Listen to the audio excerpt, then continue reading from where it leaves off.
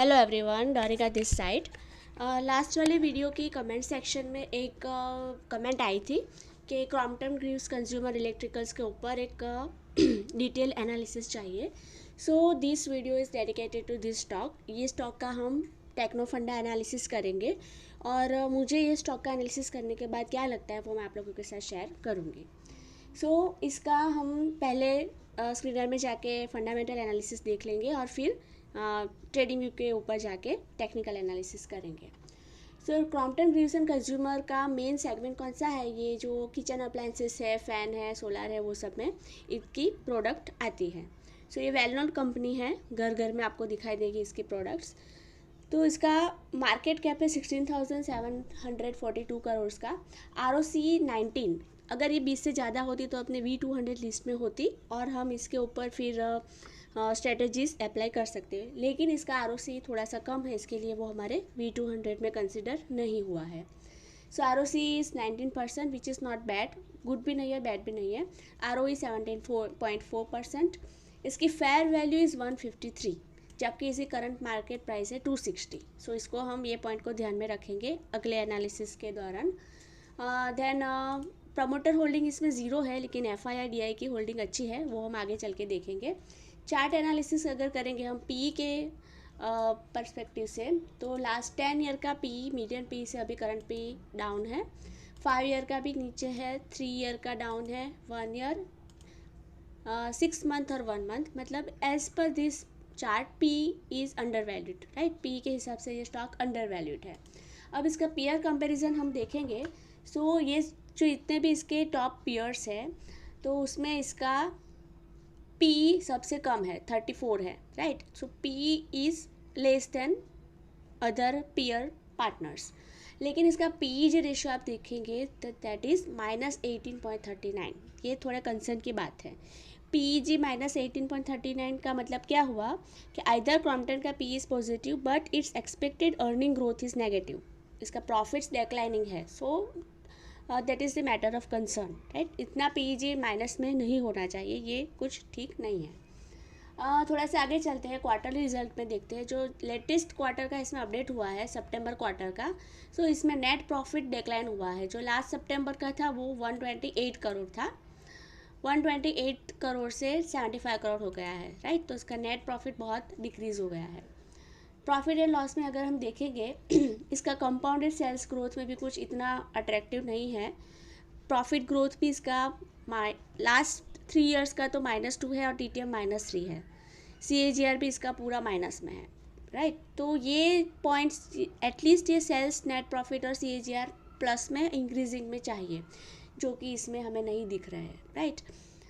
Sales इसमें थोड़ी सी increasing है but net profit is also decreasing. TTM का भी हाईएस्ट एवर नहीं है, राइट। ये भी हाईएस्ट एवर नहीं है। मतलब ये एकदम जो हमें फ्लो में चाहिए कि ईयर बाय ईयर इसका सेल्स और नेट प्रॉफिट एटलीस्ट इंक्रीज़ होना चाहिए, EPS भी बढ़ता होना चाहिए, OPM बढ़ता होना चाहिए। तो ये सब मुझे इसके अंदर इतना अट्रैक्टिव नहीं दिख रहा है। इसका OPM भी आप देखेंगे तो OPM डिक्रीज़ हो गया है, 10-11 हो गया है, राइट। 13, 14, 15 से डिक्रीज़ हो गए। तो ठीक है। अभी बैलेंस शीट में हम जाएंगे तो इसका रिजर्व बढ़ा है और बोरोइंग डिक्रीज़ हुई है, which is a good. CWIP में अभी 12 है। फिक्स एसेट इसके बढ़े हुए हैं, 3300 जितने हैं। अभी शॉर्ट टर्म के लिए इसमें कुछ ठीक नहीं चल रहा है, लेकिन लॉन्ग टर्म के लिए यह स्टॉक अच्छा है। कैश फ्लो में देखेंगे तो कैश फ्लो इसका डिक्रीज़ हुआ है लेकिन पॉजिटिव है, इट इज़ ओके। इन्वेस्टर्स में हम देखेंगे तो FII इसमें प्रमोटर की होल्डिंग ज़ीरो है, राइट। तो पूरा FII-DIR पब्लिक और गवर्नमेंट के पास है। गवर्नमेंट के पास तो 0.01% ही है, विच इज़ नेग्लिजिबल। लेकिन FII के पास जो पहले था उससे डिक्रीज़ हो गया है, राइट, 25% रह गया है। DIA के पास जो पहले था उससे इंक्रीज़ हुआ है, मतलब FII से पूरा DIA के पास कन्वर्ट हो गया है। पब्लिक के पास 13.18% जितना है। इट इज़ ओके, मतलब शेयर होल्डिंग पैटर्न ओके है। तो हमें इशू कहाँ पे आया? इशू हमें आया इसका, एक तो ROCE एकदम जो हमें अप टू मार्क चाहिए 20 से ऊपर, वो नहीं है।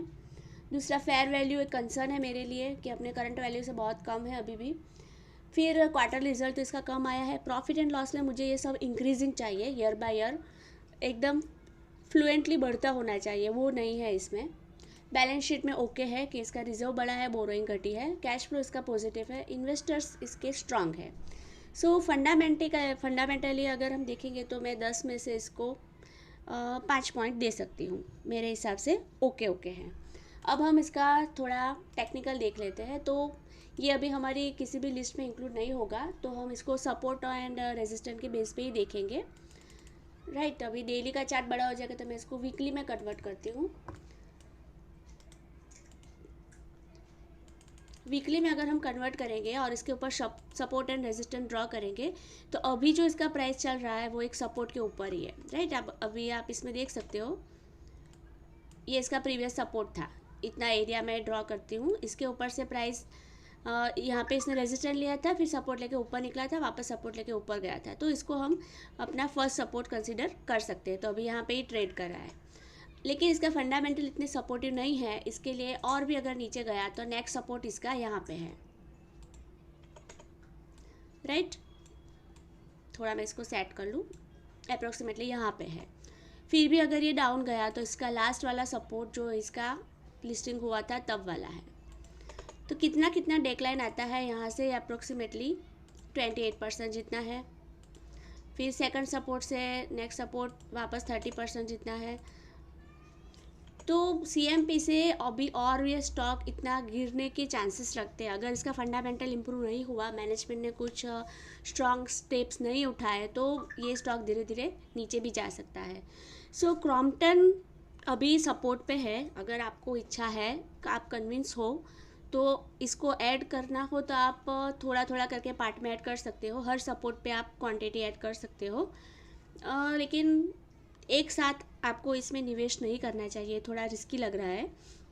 Crompton is a quality business, no doubt, but near term growth is under pressure. अभी कुछ इतना तड़फड़ करके इतना इसका फंडामेंटल इम्प्रूव नहीं होने वाला है, राइट। धीरे धीरे धीरे क्वार्टरली हमें इसका ऑब्जर्व करना पड़ेगा, फिर उस तरह से हम क्वांटिटी ऐड कर सकते हैं। So I would treat Crompton as a value buy with wait and watch. एक साथ में इसमें पूरे फंड नहीं लगाने का सोचूंगी, पार्ट में मैं इसमें लगाने का प्लान कर सकती हूँ, but not a buy and hold blindly bet. मतलब एक बार मैंने इधर पूरी क्वांटिटी बाय कर ली और फिर मैं इसको होल्ड करके बैठूंगी, मैं इस तरह से ये स्टॉक और ट्रेड नहीं करूँगी। फंडामेंटल ये मुझे वीक लग रहा है, टेक्निकली भी अभी तो ये वीक है। अगर यहाँ से कुछ रिवर्सल का हमें दिखाई दिया, देखिए अभी वीकली का भी हम थोड़ा जूम करके देखेंगे तो लास्ट वीक का क्लोजिंग था, उससे नीचे आया है, राइट। तो जब तक ये हमें इसके ऊपर क्लोजिंग ना दे, तब तक हम रिवर्सल भी इसको कंसिडर नहीं कर सकते हैं। जब तक आपको ग्रीन कैंडल प्रीवियस वीक के हाई के ऊपर क्लोज होती हुई ना मिले, तब तक आप इसमें एंट्री रोक सकते हो। फिर भी अगर आपको फोर्सफुली एंट्री लेनी है तो हर सपोर्ट के ऊपर आप थोड़ी थोड़ी क्वांटिटी ऐड कर सकते हो। सो मेरी तरफ से ये पूरा टेक्नो फंडा एनालिसिस था क्रॉम्पटन के ऊपर। अभी आप मुझे कमेंट में बताइएगा कि आपको ये कैसा लगा। अगर आपको और डिटेल में एनालिसिस चाहिए तो बताएगा, फिर हम नेक्स्ट वीडियो वैसे ही प्लान करेंगे। और किसी स्टॉक के ऊपर ऐसे डिटेल में टेक्नो फंडा एनालिसिस के लिए आप इंटरेस्टेड हो तो वो भी मुझे बताइएगा। Thanks for watching.